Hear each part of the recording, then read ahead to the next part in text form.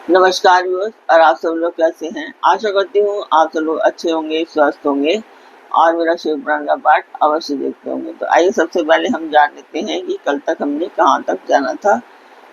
तो कल तक हमने जाना था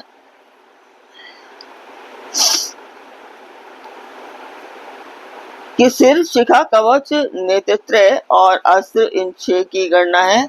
इनमें से एक एक अंक को 3-3 बार मंत्र पढ़कर 3-3 आहुतियां देनी चाहिए। इन सबके स्वरूप पर तेजस्वी रूप में चिंतन करना चाहिए।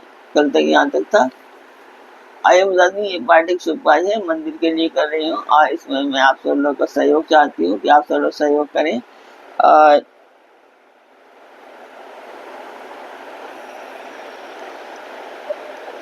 ताकि सब्सक्राइब करें, लाइक करें और शेयर करें ताकि इस उद्देश्य की प्राप्ति की जा सके।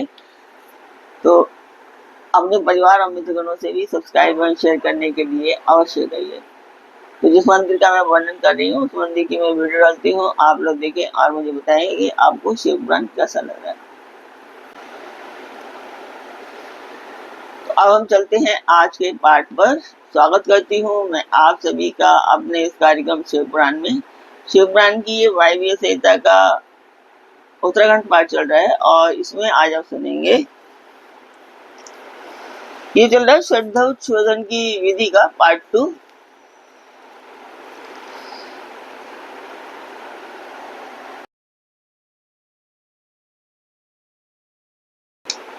तो ब्राह्मण की कुमारी कन्या के द्वारा काते हुए सफेद सूत को एक बार त्रिगुण करके पुनः त्रिगुण करें। फिर उस सूत्र को अभिमंत्रित करके उसका एक छोर शिष्य की शाखा के अग्रभाग में बांध दें। शिष्य उससे ऊंचा करके खड़ा हो जाए। उस अवस्था में वह सूत उसके पैर से अंगूठे तक लटकता रहे। सूत को इस तरह लटकाकर उसमें सुषुम्ना नाड़ी की संयोजना करें। फिर मंत्र के गुरु शांत मुद्रा के साथ मूल मंत्र से 3 आहुति का होम करके उस नाड़ी को लेकर उस सूत्र में स्थापित करें। फिर पूर्वत फूल फेंक कर शिष्य के हृदय में ताड़न करें और उससे चैतन्य को लेकर 12 आहुतियों के पश्चात शिव को निवेदित करके उस लटकते हुए सूत्र को एक सूत्र से जोड़ें और होम फट मंत्र से रक्षा करके उस सूत्र को शिष्य के शरीर में लपेट दें। फिर यह भावना करें कि शिष्य का शरीर मूल त्रमय हो गया है, त्रमय पाश है। भोग और भोग के तत्व ही इसका लक्षण है। यह विषय इंद्रिय और देह आदि का जनक है। तदंतर शांत्यतीता आदि 5 कलाओं को जो आकाश आदि तत्व रूपणी है उस सूत्र में उनके नाम लेकर जोड़ना चाहिए तथा यथा यहाँ कुछ संस्कृत के श्लोक हैं, कुछ गलतियां हो जाए तो प्लीज। व्योम रूपणी शांत्यतीत कलाम योज्यामि, वायु रूपिणी शांति कलाम योज्यामि, तेजो रूपिणी विद्या कलाम योज्यामि, जल रूपिणी प्रतिष्ठा कलाम योज्यामि, पृथ्वी रूपिणी निवृत्ति कलाम योज्यामि इति। इस तरह इन कलाओं को योजन करके उनके नाम के अंत में नमः जोड़कर इनकी पूजा करें। यथा शांत यतीत कलाए नमः, शांति कलाए नमः इत्यादि, अथवा आकाश आदि के बीजभूत हम यम रम वम लम मंत्रों द्वारा यम पंचाक्षर के 5 अक्षरों में नाद बिंदु का योग करके बीज रूप हुए उन पंचाक्षरों द्वारा क्रमशः पूर्वोक्त कार्य करके तत्व आदि में मलादि पाशों की व्याप्ति का चिंतन करें। इस तरह मलादि पाशों में भी कलाओं की व्याप्ति देखें। फिर आहुति करके उन कलाओं की संदिग्धि करें।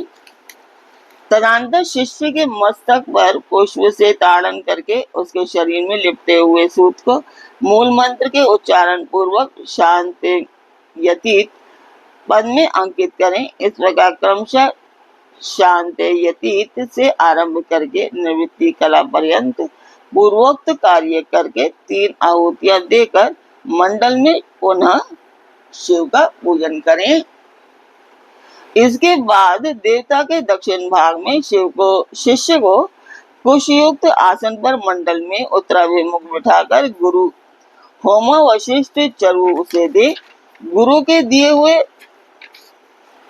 उस चरु को शिष्य आदर पूर्वक ग्रहण करके शिव का नाम ले उसे खा जाए।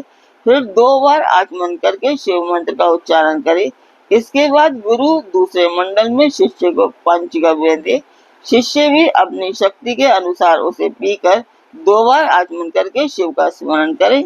इस प्रकार गुरु शिष्य को मंडल में पूर्वज बिठाकर उसे शास्त्रोक्त लक्षण से युक्त दंत धावन दे।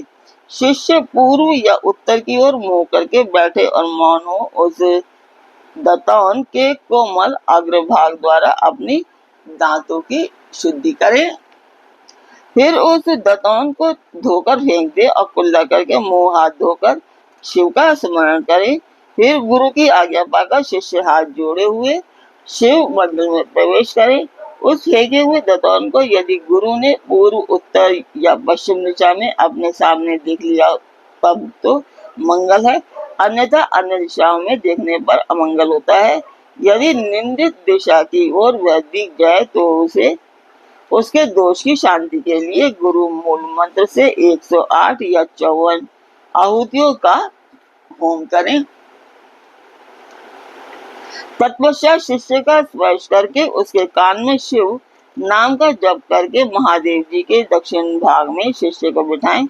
वहां नूतन वस्त्र पर बिछे हुए कुश के अभिमंत्रित आसन पर पवित्र हुआ शिष्य मन ही मन शिव के ध्यान करते हुए पूर्व की ओर सिरहाना करके रात में सोए।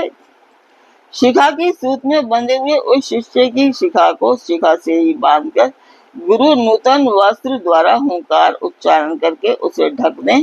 फिर शिष्य के चारों ओर भस्म, तिल और सरसों से 3 रेखा खींचकर भट्ट मंत्र का जप करके रेखा के बाह्य भाग में दिक्पालों के लिए बलि दें। शिष्य भी उपवास पूर्वक वहां रात में सोया रहे और सवेरा होने पर उठकर अपने देखे हुए स्वप्न की बातें गुरु को बताएं।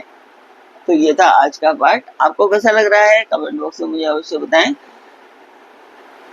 तो अब आज्ञा दीजिए, कल फिर मिलते हैं एक नए पाठ में, एक नई मंग, एक नई तरंग के साथ। ओम नमः शिवाय, जय माता दी।